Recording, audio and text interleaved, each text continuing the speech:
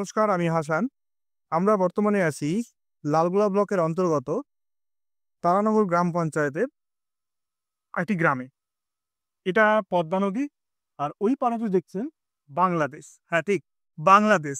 যেখানে ওই যে গ্রামটা সামনে দেখা যাচ্ছে একদম বালির ওপারে, সেটা হচ্ছে রাজশাহী শহর। আপনারা অনেক পরিচিত একটা বাংলাদেশের শহর হচ্ছে রাজশাহী শহর। এই পদ্মা নদীর যে গেল মরশুমের বর্ষাকাল, সেই বর্ষাকালের কবলে প্রচুর পরিমাণে কাটান ধরেছে। যাকে বলা হয় যে আহ, নদীর যে কাটান হয় ওটা হয়েছে। তো এটা পুরোটাই একটা নদীর কবলে চলে গেছে। এই যে জায়গাটা পুরোটা একটা কিন্তু খেলার মাঠ ছিল, পুরো কিলোমিটার, পুরো একটা রেডিয়া জুড়ে পুরোটা কিন্তু ছিল খেলার মাঠ। খেলার মাঠ ছিল এবং সেখানে খেলাধুলা করা হতো। সবাই গ্রাম করে সবাই এখানে খেলাধুলা করতে। তারপর এটা তো পুরোটাই মানে পদ্মা নদীর ওই ছুঁয়ে।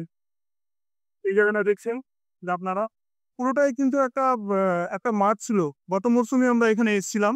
এই পুরোটাই মাঠ ছিল, কিন্তু বর্ষাকালের ভাঙনে, নদীর ভাঙনে পুরোটাই কিন্তু গ্রাস করে ফেলেছে। দেখেন অনেকে এখন এখানে মাছ ধরছি, যেখানে এক সময় কি করা হতো, ক্রিকেট খেলা হতো, ফুটবল খেলা হতো। এখন এই জায়গাগুলো কি পরিমাণ ডেঞ্জারেস হয়ে যাচ্ছে। পাশেই দেখছেন নদী, আর তার পাশেই দেখছেন কি বড় বড় বড় গর্ত, কি বড় বড় পাতান, যেটা এখনো কিন্তু বর্তমান। আজকেও ভোর রাতে একজন লোকাল এখানে আমরা মানুষের সঙ্গে কথা বলে জানতে পারলাম যে আজকে ভোরবেলাও নাকি নদীর কাটান হয়েছে। মানে বুঝতে পারছেন এখানকার যারা লোকাল বাসিন্দা, তারা কি পরিমাণ আতঙ্কের মধ্যে আছে।